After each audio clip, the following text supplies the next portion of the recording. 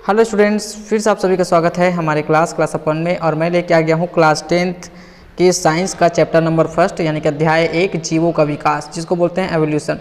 तो यहाँ पे मैंने प्रश्न उत्तरों को पूरा डिटेल में एक्सप्लेन किया है और साथ ही साथ मैंने इसमें IMP क्वेश्चन भी बता दिया कि क्या आ सकते हैं आपके बोर्ड के पेपर में। तो देखिए, बीगल का सफ़र, हमारा जो पहला क्वेश्चन इस प्रकार है, बीगल का सफ़र कितने सन में शुरू हुआ था। तो बीगल का सफ़र जो है वो 27 दिसंबर 1831 में शुरू होकर 2 अक्टूबर 1836 में ख़त्म हुआ। फिर वे डार्विन ने कौन से विषय का अध्ययन किया था। तो डार्विन ने गलापागोस के टापुओं में कैक्टस तथा अन्य पौधे, छिपकली, पक्षी, कछुए, वर्मी, जिसको आर्मडिल्लो भी बोलते हैं, आदि का डार्विन ने अध्ययन किया था। समृद्धि लक्षण किसे कहते हैं। तो हमारा जो तीसरा क्वेश्चन है वो समृद्धि लक्षण किसे कहते हैं। तो इसका आंसर इस प्रकार होगा कि एक तरफ जहाँ पक्षी का पंख उसके अग्र टांग से बना हुआ है, वहीं तितलियों का पंख उनकी टांग से नहीं बल्कि मुख्य रूप से त्वचा से बना हुआ है। इस प्रकार के लक्षणों को समृद्धि लक्षण कहा जाता है। फिर डार्विन ने बीगल की यात्रा के दौरान कौन से वैज्ञानिक यात्रा पर निकले थे। डार्विन के बाद, तो डार्विन के बीगल यात्रा के लगभग 20 साल बाद एक और वैज्ञानिक इंग्लैंड से अमेरिका तक एशियाई द्वीपों का बीगल जैसी खोजी यात्रा में निकला था। इसका नाम था अल्फ्रेड रसेल वेलेस। ठीक है। फिर है अनुकूलन किसे कहते हैं। ये इंपॉर्टेंट है, पूछा भी जाता है।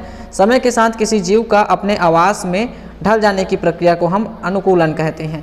फिर उसके बाद है प्रजातिकरण किसे कहते हैं।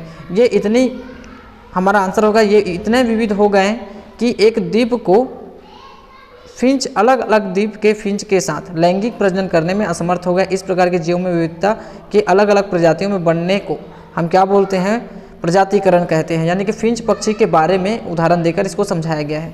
फिर उसके बाद देखिए, जैविक प्रजाति किसे माना गया है। डार्विन के समय से ही प्रजाति जीव के उस समूह को कहा जाता है जो आपस में लैंगिक प्रजनन कर सके। प्रजाति की इस परिभाषा को ही जैविक प्रजाति माना गया है। कृत्रिम चयन किसे कहते हैं। मनुष्य द्वारा चयनित लक्षणों के अनुसार जीवों में परिवर्तन लाने की प्रक्रिया कृत्रिम चयन कहलाती है।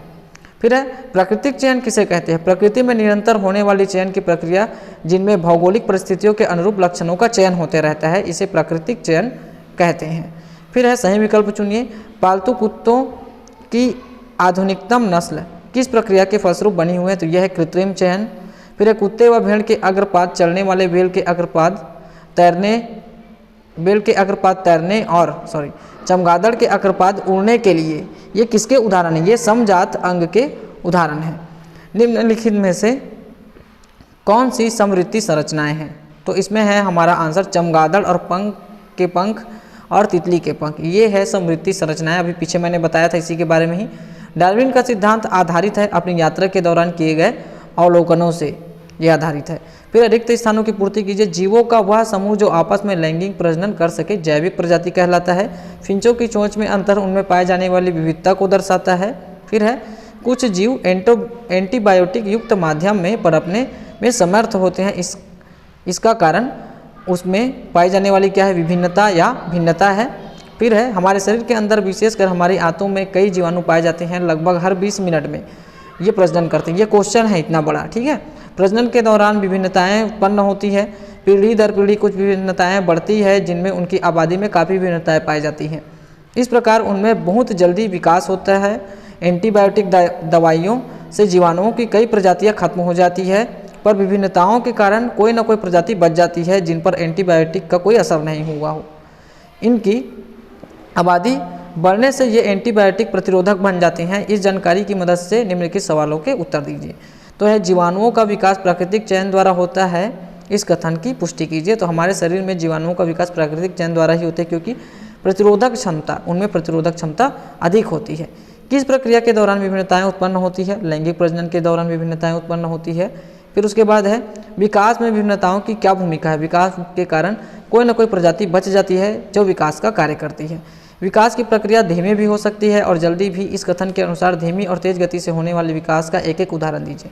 तो प्रजनन के दौरान विभिन्नताएं होती हैं जो पीढ़ी दर पीढ़ी कुछ विभिन्नताओं के साथ बढ़ती है, जिसके कारण उनकी आबादी में विभिन्नताएं पाई जाती हैं। उम्र के आधार पर इनकी संख्या कम या ज़्यादा होती है। बचपन में इनकी संख्या कम होती है, फिर युवावस्था में इनकी संख्या अधिक होती है, परंतु उम्र अधिक होने पर इनकी संख्या कम हो जाती है। इस प्रकार विकास की प्रक्रिया धीमी और जल्दी होती है।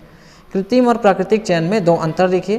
तो मनुष्यों द्वारा चयनित चयन की प्रक्रिया कृत्रिम चयन है, इसमें जीवों की उत्पत्ति जो है वो बहुत कम होती है। प्राकृतिक चयन स्वतः चलने वाली प्रक्रिया है, इसमें जीव की उत्पत्ति अधिक होती है या अधिकांश जीवों की उत्पत्ति इसी में होती है। ठीक है, डार्विन और वेलेस द्वारा प्रतिपादित जीवों के विकास के सिद्धांत से हमें क्या क्या पता चलता है। डार्विन और वेलेस द्वारा प्रतिपादित जीवों के विकास में हमें यह पता चलता है कि प्रजातियों की आबादी में क्रमशः बदलाव होता है, जिससे जीवों का विकास चलते रहता है। जीवों का विकास के सिद्धांत के मुख्य बिंदु क्या हैं? जीव के विकास के सिद्धांत के मुख्य बिंदु निम्नलिखित है। जीवों में विविधता का पाया जाना, विश्व में प्रजातियों की रचना सबसे पहले से मौजूद प्रजातियों से होती है। वीर जीवों की उत्पत्ति एक समान पूर्वजों से हुई है। जीवों में पाए जाने वाली विभिन्नताएं पीढ़ी दर पीढ़ी में की जाती है। फिर उसके बाद है प्रत्येक प्राणी अपने अस्तित्व को बनाए रखने के लिए कुछ खास विभिन्नताएं रखती है। विभिन्न प्राणियों में लाभदायक विभिन्नताएं विशेष स्थान रखती है। तो ये हो जाएगा टोटल पॉइंट इसका। सातवां है जीव के विकास में चयन और अनुकूलन की क्या भूमिका है। जीव के विकास में प्राकृतिक चयन और अनुकूलन की महत्वपूर्ण भूमिका है, क्योंकि विकास के लिए प्राकृतिक चयन उसी जीवों का होता है जो अपने में सभी जीने वाले अनुकूलित लक्षणों को रखता है। सभी जीवों को विकास के लिए प्राणी व वनस्पति जगत में चयन किया जाता है। जैविक प्रजाति शब्द से क्या अभिप्राय है? तो प्रजाति या जीवों का ऐसा समूह जो आपस में लैंगिक प्रजनन कर सके जैविक प्रजाति माना गया है। पीछे इसका आंसर हमने और बता दिया है।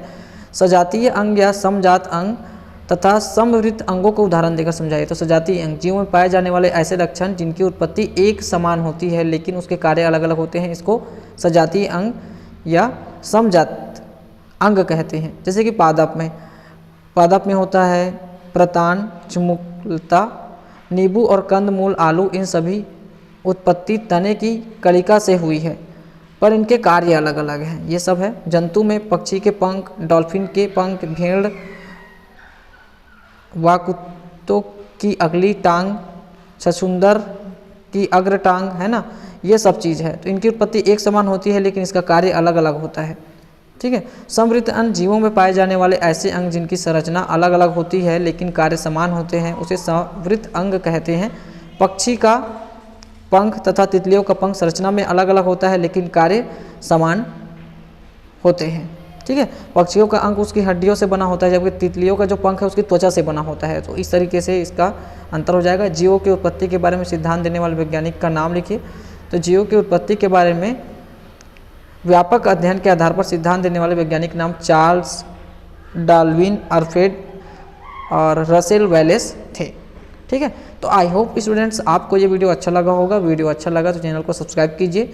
ये आंसर परफेक्ट है, आप इसे नोट भी कर सकते हो अपने कॉपी पे और अपने दोस्तों के साथ शेयर भी कीजिए। मैं मिलता हूँ नेक्स्ट चैप्टर के साथ नए टॉपिक में, नए वीडियो में। तब तक के लिए धन्यवाद, बाय।